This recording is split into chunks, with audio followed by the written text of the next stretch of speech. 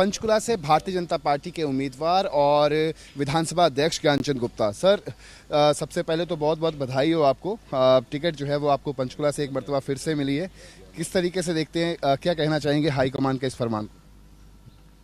देखिए, सबसे पहले तो मैं अपने राष्ट्रीय नेतृत्व का, प्रदेश नेतृत्व का, आदरणीय नरेंद्र मोदी जी, आदरणीय जगत प्रकाश नड्डा जी, आदरणीय अमित शाह जी, आदरणीय मोहनलाल बड़ौली जी, आदरणीय हमारे मुख्यमंत्री नायब सिंह सैनी जी, पूरे नेतृत्व का आभार व्यक्त करता हूं कि उन्होंने मुझ पर फिर चौथी बार जो है वो विश्वास व्यक्त किया है। और मैं आपके माध्यम से उनको ये विश्वास दिलाना चाहता हूं कि मैं उनके विश्वास पर, उनकी उम्मीदों पर 100% खरा उतरूंगा। बहुत सारी अटकलें थी सर कि पंचकुला एक हॉट सीट जो है वो मानी जा रही थी। कभी एज क्राइटेरिया की जिक्र हो रहा था, कभी कई अन्य नामों पर जो है वो चर्चा हो रही थी। आप किस तरीके से देखते हैं हाईकमान के इस फैसले को कि एज क्राइटेरिया को जो है वो दरकिनार किया गया ताकि आपको जो है वो मैदान में उतारा जा सके? देखिए, राष्ट्रीय नेतृत्व कोई भी फैसला करता है वो सभी पक्षों को देख करके, सभी जो परिस्थितियां हैं उनको देख करके निर्णय करता है।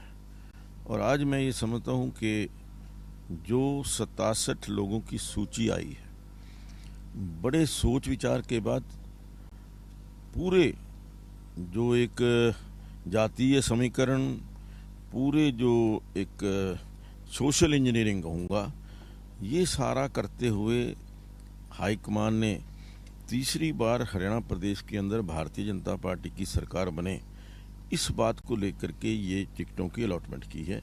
और मैं समझता हूँ कि इन्हीं 67 जो टिकटें हुई हैं, इसी में से तीसरी बार भारतीय जनता पार्टी की सरकार बनने वाली है। 4 कैबिनेट मंत्रियों का जिक्र कर लें, जिसमें एक पूर्व कैबिनेट मंत्री भी हैं। 8 विधायकों का जिक्र कर लें, इनकी टिकट जो है वो कट चुकी है कि, और साथ ही साथ टिकट कटने के बाद बहुत सारे बगावती तेवर जो हैं वो देखने को मिल रहे हैं। चाहे हम कैबिनेट मंत्रियों का जिक्र कर लें या फिर विधायकों का जिक्र कर लें, लगातार उनकी तरफ से इस्तीफे जो हैं वो दिए जा रहे हैं। कुछ जो है वो आज जो मीटिंग्स कर रहे हैं अपने कार्यकर्ताओं के साथ, उसके बाद फैसले जो हैं वो ले सकते हैं। क्या लगता है, भारतीय जनता पार्टी का इस तरीके का अब तक जो इतिहास रहा है ये देखने को नहीं मिला, लेकिन इस मर्तबा चीज़ें जो हैं वो कुछ अलग परिदृश्य से जो हैं वो दिखाई दे रही हैं?